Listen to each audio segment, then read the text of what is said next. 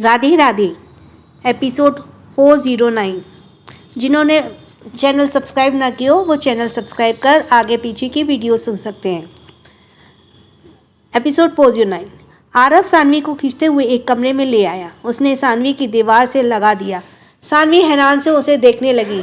उसने धीरे से कहा, आरव आप ये क्या?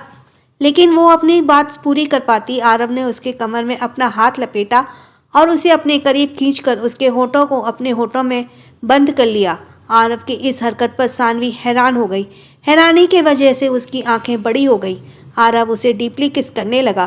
कुछ देर बाद वो सानवी से दूर हुआ और उसके माथे को चूमते हुए सांसें लेते हुए बोला, I love you so much princess. अब तो हमें कोई अलग नहीं कर सकता, तुम्हारा वो भाई भी नहीं। सानवी ने अपनी आंखों को सांसों को संभाला और बोली, now Aarav I am so happy for us. Aarav ने उसके चेहरे पर आ रहे बालों को कान के पीछे किया और उसके लाल चेहरे को देखते हुए बोला, अब बस हमारी शादी हो जाए।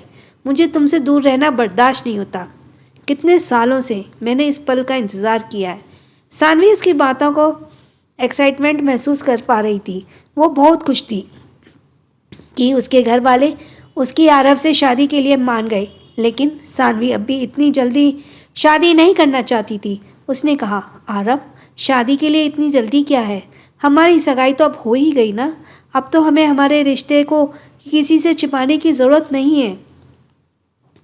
आरव ने उसकी बात सुनी और आंखें गहरी हो गई। उसने सारा एक्साइटमेंट सानवी की बात सुनकर गायब हो गया। उसने कहा, क्यों? तुम मुझसे अभी शादी क्यों नहीं करना चाहती? क्या तुम खुश नहीं हो? सानवी अपना सिर हिलाते हुए बोली, नो आरव, हमारे कहने का ये मतलब नहीं है। हम बहुत खुश हैं, पर हम इस वक्त शादी करना ठीक नहीं लग रहा। आई मीन हम काम करना चाहते हैं। हम अपनी पहचान बनाना चाहते हैं, उसके बाद हम शादी। आरव ने कहा, प्रिंसेस प्लीज़ इस वक्त मुझे इस बारे में कोई बात नहीं करनी है। मैं इन बातों के वजह से हमारा स्पेशल मोमेंट ख़राब नहीं करना चाहता। सानवी कुछ भी नहीं कहा। उसे डर था इस वक्त अगर बात बिगड़ी जाए तो आरव पहले की तरह बिहेव करने लगे जाएगा। उसे सोच में गुम देखकर आरव ने फिर से उसके होठों को चूम लिया। तभी उन दोनों के दरवाजे से किसी के गला साफ करने की आवाज़ आई। आरव जल्दी से सानवी से दूर हट गया। दोनों ने देखा वो आद्या थी। आद्या अपने हाथ बड़े बांधे खड़े उन दोनों को घूरते हुए बोली, रोमियो जूलियट, अगर तुम दोनों का हो गया हो तो बाहर आ जाओ, सब बुला रहे हैं। सानवी ने कहा, ओके दी। इधर आयाश रूहानी को लेकर कमरे में आया। उसने रूहानी को बेड पर लिटाया और जाने को था कि रूहानी के मुंह से चीख निकल गई। आह! आयाश ने देखा रूहानी के बाल उसके शर्ट के बटन में उलझे हुए हैं। उसने रूहानी को देखा और अपने बाल पकड़कर उसे ही देख रही थी। उसने कहा, रुको मैं निकालता हूँ, और वो उसे निकालने लगा। उसके ऐसा करने से रूहानी का बाल खिंच रहा था, इसलिए रूहानी आयाश के रोकते हुए बोली, आप रुकिए, हम करते हैं। और वे दोनों उसे निकालने लगे। कुछ ही पल में उसका बाल बटन से अलग हो गया। आयश ने कहा, तुम यहीं रुको, मैं मॉम को बुलाता हूँ। उसने इतना कहा ही था कि सोना अंदर आ गई। वो आयश के हाथ में दवाई पकड़ते हुए बोली, आयश तुम रूहानी को दवाई लगा दे देना। आरव के मॉम डैड जा रहे थे तो हमें नीचे जाना है, और वो चली गई। आयश ने अपने हाथ में दवाई को देखा और रूहानी को। वो उसके पास आया, उसे दवाई देते हुए बोला, लो इसे खा लो। रूहानी ने हाथ बढ़ाया और उसे खा लिया। आयश ने उसे पानी पिलाया और ग्लास साइड में रखकर वहाँ से चला गया। इधर वंश उस लड़की को देख रहा था जिसके पैर में गिरने से वजह से चोट आई थी। उसके सिल्की स्मूथ लंबे बाल और काली गहरी आंखें, लाल होठ और घनी पलकें। अपने पीच कलर का कुर्ता और जीन्स पहना था। वो दिखने में बहुत ही खूबसूरत थी। उसे देखकर वंश जैसे कहीं खो सा गया था।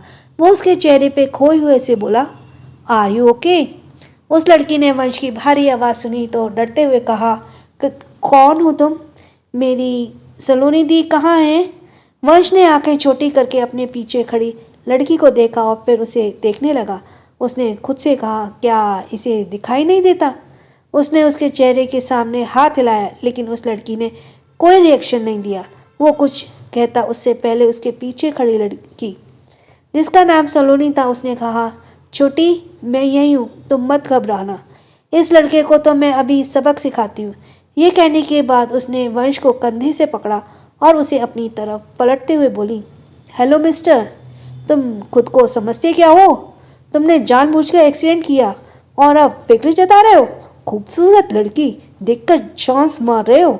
मैं तुम्हें बता दे रही हूँ, तुम्हारी वजह से मेरी स्कूटी वो पार्ट्स अलग हो गए और हमें चोट भी आई है। चलो इसकी भरपाई करो, नहीं तो मेरी बहन को छेड़ने के इल्ज़ाम में मैं तुम्हें जेल भिजवा दूंगी। तभी वहाँ पर ट्रैफिक हवलदार आ गया। उसने कहा, क्या हुआ, यहाँ इतनी भीड़ क्यों लगी है? उसे देखकर सलोनी सब कुछ बताया। हवलदार ने सब कुछ सुन के बाद बोला, ओह, तो यह गलती इस लड़के की है। उसने वंश के ऊपर से नीचे तक देखा। उसने उसे नहीं पहचाना क्योंकि वंश दुनिया वालों के सामने बहुत कम ही ओपन होता था। उस हवलदार ने कहा, लगता है तुम्हें कानून का कोई डर नहीं। लड़के अभी हमारे साथ चलो। सलोनी ने कहा, हाँ ऑफिसर, इसे ले जाओ और लगाना 2-4 डंडे, तब जाकर इसकी अक्ल ठिकाने आएगी। उसकी वजह से मेरी बहन को चोट आई है। ये कहने के बाद सलोनी उस लड़के के पास आई और उसे उठाकर उसके पैर और कोहनी पर लगी चोट को देखने लगी। हे भगवान, कितनी लगी है तुम्हें? वंश ने भी उसकी चोट देखी। उसने जल्दी से अपना वॉलेट निकाला और एक कार्ड निकालकर सलोनी के हाथ में पकड़ाते हुए बोला, तुम्हारी बकवास सुनने के लिए मेरे पास वक्त नहीं है, इसलिए इसे रखो और जितना भी तुम्हारा नुकसान हुआ है इससे कटा लेना। सलोनी ने उस कार्ड को देखा और कहा, इसमें पैसे भी हैं या बस ऐसे ही बोल रहे हो? वंश अपनी आंखों में चश्मा चढ़ाते हुए बोला, तुम सोच भी नहीं सकते हो, उतने हैं। ये कहने के बाद वो उस लड़की की तरफ मुड़ा और बिना किसी चीज़ की परवाह किए उसे अपनी बाहों में उठा लिया। उसके ऐसा करते ही अब हैरान हो गए सब। उस लड़की ने कहा, कौन हो तुम? मुझे नीचे उतारो, क्या कर रहे हो? सलोनी उसके पास आते हुए बोली, ओ मिस्टर, तुम ये क्या कर रहे हो? मेरी बहन को कहाँ ले जा रहे हो? ऑफिसर देखो, ये मेरी बहन को ले आ रहा है। वंश उसे लेकर कार की तरफ बढ़ा गया, लेकिन ऑफिसर उसके सामने आते हुए बोले, लड़के, तुम मेरे रहते ऐसा काम कैसे कर सकते हो? वंश ने कहा, ऑफिसर आप देख नहीं रहे हो, इसे बहुत चोट आई है, मैं इसे हॉस्पिटल ले जा रहा हूँ। और उसने उस लड़की को अपने ब्लैक कार में बिठाया और उसका सीट बेल्ट लगाने के लिए झुका। तभी उसे उस लड़की के पास से भीनी सी खुशबू महसूस हुई। उसने उस लड़की को देखा, दोनों का चेहरा कितना पास था। कुछ पल बाद उसने उसका सीट बेल्ट लगाया और ड्राइविंग सीट पर आ गया। सलोनी ये देखकर जोर से चिल्लाई, ये तुम उसे नहीं ले जा सकते, मेरी बहन वापस करो मुझे। पर अब तक वंश जा चुका था। सलोनी ने गुस्से में अपना पैर पटका और अपनी स्कूटी को देखने लगी। इधर वंश उस लड़की को लेकर हॉस्पिटल जा रहा था। उसकी नज़रें बस उसी पर टिकी थी। वो लड़की डरी सहमी सी चुपचाप बैठी थी। उसने कहा, घबराओ मत, मैं कुछ नहीं करूँगा, मैं तुम्हें हॉस्पिटल जेल ले आ रहा हूँ।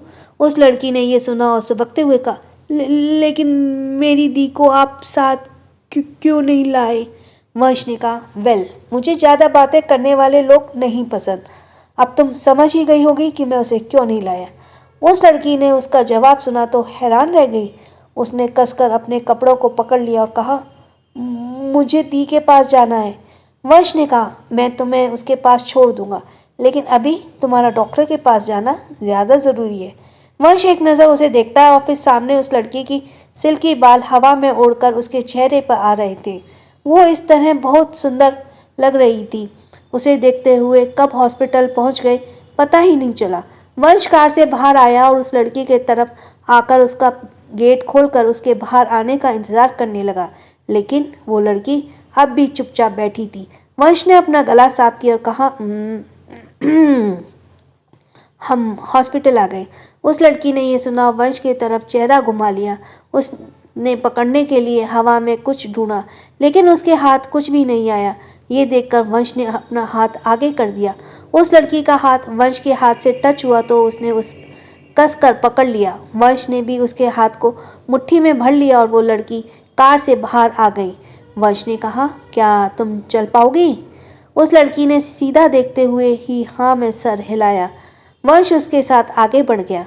वे लोग सीढ़ी के पास आ गए। वंश ने कहा, संभल कर, आगे सीढ़ियाँ हैं। उस लड़की ने हाँ में सर हिलाया। वंश उसके साथ सीढ़ी चढ़ने लगा, लेकिन कुछ सीढ़ी चढ़ने के बाद ही उस लड़की का पैर सीढ़ी के किनारे पर पड़ा और वो गिरने को हुई तो वंश ने उसे कमर से पकड़कर अपनी तरफ खींचा। वो लड़की सीधा आकर वंश के सीने से टकरा गई। वंश ने उसे अपने इतने करीब देखा तो पता नहीं क्यों उसका दिल बहुत तेजी से धड़कने लगा। ऐसा उसने पहले कभी महसूस नहीं किया था।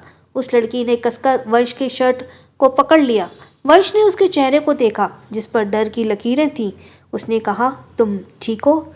उस लड़की ने हाँ में सिर हिलाया और उससे दूर होते हुए बोली, थैंक्स। और वे दोनों फिर से सीढ़ी चढ़ने लगे। लेकिन फिर से उस लड़की का पैर फिसला और लेकिन इससे पहले कि वो गिरती, वंश उसे अपनी बाहों में उठा लिया और आगे चलने लगा। कुछ देर बाद वो उसे लेकर एक कैबिन के अंदर आ गया। उसने कहा, डॉक्टर कुश, इसे देखिए, इसे चोट आई है। और उसने उस लड़की को डॉक्टर के सामने कुर्सी पर बिठा दिया।